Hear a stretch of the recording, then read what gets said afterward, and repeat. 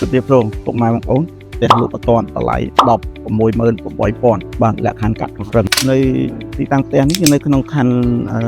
រស័យកែវខាត់ទូសំកាចិត្ត30ផាន់បាទផ្លូវមុខផ្ទះអត់តលផ្លូវនេះចេញទៅគឺ30ផាន់ហើយបាទធ្វើដំណើរប្រហែលជា5នាទីទៅនេះបណ្ដោ Sky Tree ទូសកែធ្វើដំណើរប្រហែលជា10នាទីដល់នេះតំបន់បឹងកក់បាទតំបន់ភ្នំពេញ City Center បាទហើយខាងមុខណោតឡាននេះ8ម៉ែត្រអានេះចំណោតឡាននេះណាហើយសាច់ផ្ទះតែម្ដងគឺបានដល់ទៅ25ម៉ែត្រពេជ្របាទផ្ទះវែងសរុបដីជាង30ម៉ែត្រដល់ហើយទាំងអស់មាន5បន្ទប់គេមាន7បន្ទប់ទឹកបាទស្អាតខ្លាំងបងប្អូនហ្នឹងហើយបើសិនជាពុកម៉ែបងប្អូនដែលមានបំណងឬមានជាប់អារម្មណ៍លើទីតាំងផ្ទះកន្លែងនេះអាចណាត់ស្រុកមើលទីតាំងផ្ទាល់បានសូមអរគុណ